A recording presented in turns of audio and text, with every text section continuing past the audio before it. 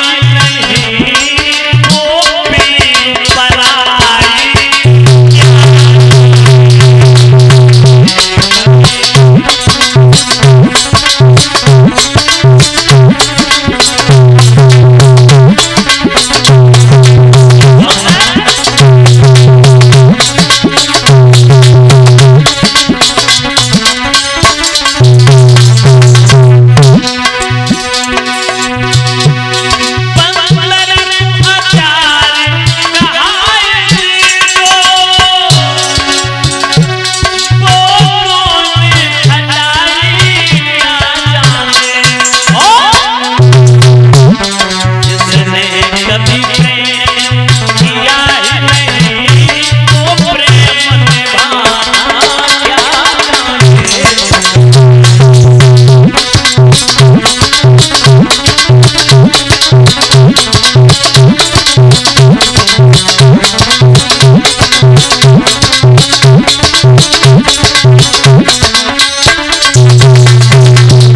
कुमारी माँ कहती बेटा तू नहीं जानता है, तेरे पिता तो नकली पिता है, असली पिता तो कोई और है जिसका मैंने तुझे पूरा परिचय दे दिया। अब तू जाने तेरा काम जाने। परीक्षित महाराज अध्यक्ष जी उसी दिन से प्रहलाद के ऊपर से पिता का भूत जो चढ़ा था वो दूर हो गया और प्रहलाद जी के ऊपर परमात्मा का रंग चढ़ गया। और जब परमात्मा का रंग चढ़ गया तो प्रहलाद जी का पढ़ने लिखने का ढंग बदल गया। अब पाठशाला में जाते हैं जो गुरुजन शिक्षा पढ़ाते हैं ना, कैसे किसी को लूटना, कैसे किसी के साथ में छल करना, कैसे डकैती डालना, कैसे हत्या करनी, ये राक्षसों वाली पढ़ाई थी। कैसे किसी का मर्डर करना, कत्ल करना। लेकिन प्रहलाद को ये शिक्षा, ये पढ़ाई पसंद नहीं आती है। प्रहलाद कह रहे इससे कल्याण नहीं होगा। गुरुजी तो उल्टा पढ़ाते मेरे पिताजी के कहने पर। एक दिन संगमरमर आश्रम में नहीं थे, प्रहलाद जी को मौका मिल गया, माताओं मौका। और आप लोगों ने देखा यहाँ पर पढ़े लिखे बच्चे बैठे हैं कि जो बच्चा होशियार होता है विद्यालय में अध्यक्ष जी, आपके समय से ये तो प्राचीन से चला आ रहा है नियम, उसे मॉनिटर बना दिया जाता है, कॉलेज का मॉनिटर। हाँ खड़िया वगैरह है ना, और वो रमेश बाबू समझे ना, ये सब उसकी जिम्मेदारी रहती है, कैसे कहाँ रखना, ऑफिस से लानी है। और जैसे कभी कभी टीचर लोग लेट हो जाते हैं तो वही देखता है क्लास को, तो मॉनिटर बना दिया था प्रहलाद। गुणों में तेज थे, बुद्धि में भी तेज थे, बहुत तीव्र गति से बुद्धि चलती थी प्रहलाद की, दिमाग बड़ा फास्ट था। तो सन नंबर बोले प्रहलाद मैं तो जा रहा हूँ किसी विशेष कार्य के लिए, विशेष कार्य के लिए मुझे जाना है। आज कम से कम 4 घंटे तक विद्यालय को तुम्हें देखना है। तुम राजा के बेटा हो, समझदार हो, बुद्धि में भी तेज हो। प्रहलाद बोले चिंता मत करो गुरुजी, 4 घंटे नहीं हम 8 घंटे तक की गुंजाइश रखते हैं, हम संभाल लेंगे विद्यालय के जो भी साथी हमारे, जो भी बच्चे हैं, विद्यार्थी हैं, श्याम जी विद्यार्थियों संभालने के लिए प्रहलाद जी ने गुरुजनों से कहा है चिंता मत करो, ये मेरा काम है। सन नंबर चले गए, प्रहलाद बोले मौका मिल गया, बोले भाइयों आज मैं अपनी वाली शिक्षा तुम्हें पढ़ाऊंगा, अपनी वाली पढ़ाई पढ़ाऊंगा। अभी तक गुरुजी की शिक्षा ग्रहण करते रहे, गुरुजी की पढ़ाई पढ़ते रहे, लेकिन मैं जो पढ़ाई पढ़ाऊंगा बड़ी गजब की पढ़ाई है, बहुत आनंद आएगा। और वो यहाँ भी काम आएगी, इस लोक में भी काम आएगी, परलोक में भी काम आएगी। बोले भैया वही पढ़ाई हमें भी पढ़नी है विद्यालय के विद्यार्थी बोले। तो प्रहलाद कहने लगे सुनो मैं जो पढ़ा रहा हूँ वो पढ़ो। खड़े हो गए हैं बोर्ड पर और राम राम का नाम लिखवाने लगे।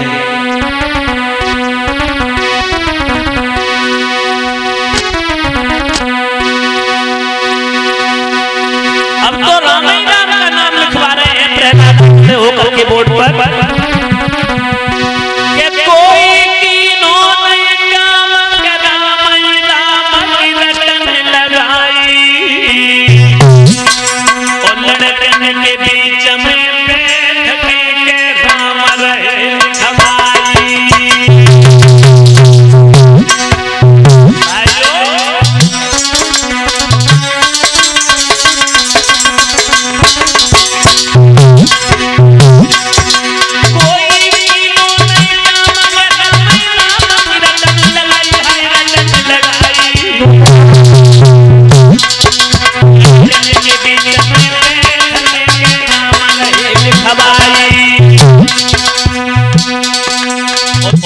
संडा मत आ गए वापस काम निवृत्त करने के बाद में फुर्सत पाने के बाद में जैसे ही आश्रम में आए तो क्या देखा बहना पट्टी पर राम राम बोर्ड पर राम राम मुख पर राम राम बच्चे नाच रहे हैं प्रहलाद जी के साथ में। अरे गुरु ने देखी दशा हरियो न क्रोध गवाई।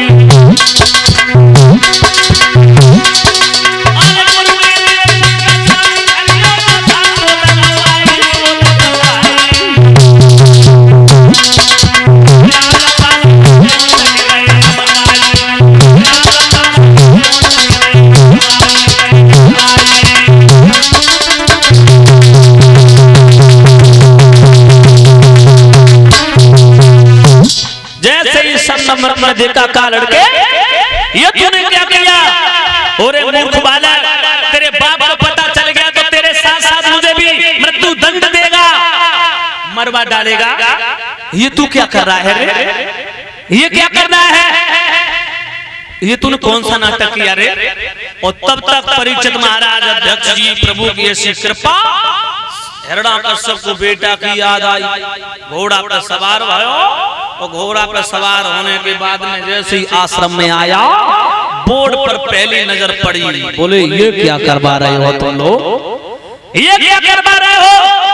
हमारे पीठ पीछे ये शिक्षा का भगवाकरण करने में लगे हो। मैंने कहा था राम राम नहीं बोलना है, किसी देवी देवताओं के विषय पर नहीं चर्चा होनी है विद्यालय में, लेकिन तुम ये क्या पढ़ा रहे? सांडा मतलब थर थर कांपने लगे। बोले भगवान हे महाराज मैंने इसे नहीं पढ़ाया, गंगा जी की सौगंध उठवा लो, गोधन की सौगंध उठवा लो, चाहे जिसकी सौगंध उठवा लो, तुम्हारा बेटा तो पढ़ाया ही आया है। ये सब मैंने नहीं पढ़ाया, सौगंध मैंने नहीं पढ़ाया, तुम्हारा बेटा तो पढ़ाया ही आया है। संडमर थर थर कांप रहे। हिरण्यकश्यप कहने लगा मैंने तुमसे कहा था किसी भी देवी देवता के विषय पर चर्चा नहीं करनी है और ये तुम राम का नाम शिक्षा का भगवाकर कर रहे हो। अध्यक्ष जी उसी समय संडमर कहने लगे महाराज हम आपके आज्ञा के अनुसार चलते हैं। आपने ये कहा था कि गा से गणेश मत पढ़ाना, तो मैंने गा से गणेश पढ़ाना बंद कर दिया, गा से गधा पढ़ाने लगा, क्योंकि आपकी आज्ञा का पालन करना है। भाई आपका विद्यालय, मैं तो आपका सेवक हूँ, आपके नाम से विद्यालय है हमारा। उस विद्यालय का क्या नाम था? दानव विश्वविद्यालय। रमेश बाबू हिरण्यकश्यप दानव विश्वविद्यालय, जिस विद्यालय में संडमर ये मास्टर थे। प्रहलाद के सहयोगी साथीगण काफी बालक उसमें शिक्षा ग्रहण कर रहे थे। बोले सरकार कसम खा के कहता हूं मैंने ये नहीं पढ़ाया, मुझे अवसर दे दो, अब दोबारा ऐसी गलती नहीं होगी। संडमर ने माफी मांगी, प्रहलाद को पास में बुलाया। हिरण्यकश्यप ने कहा ये शिक्षा कैसी तुम पढ़ रहे हो, ये क्या पढ़ा रहे हैं तुम्हें? प्रहलाद बोले नहीं पिताश्री ये गुरुजनों ने नहीं मुझे पढ़ाया, ये तो मैंने खुद पढ़ाया।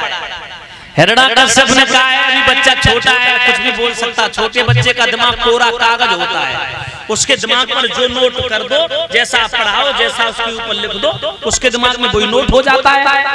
उसका तो दिमाग पूरा कागज के समान होता। कोई बात नहीं, अब ऐसी दोबारा गलती नहीं होनी चाहिए। सन नंबर बोले कोई बात नहीं महाराज, ऐसी दोबारा गलती नहीं होगी। सन नंबर में हिरण्याकश्यप तो चला गया, प्रहलाद को धमकाने लगे, बोले तुम ये कहां से पढ़ के आए? प्रहलाद बोले गुरुजी तुम भी कल्याण करना चाहते हो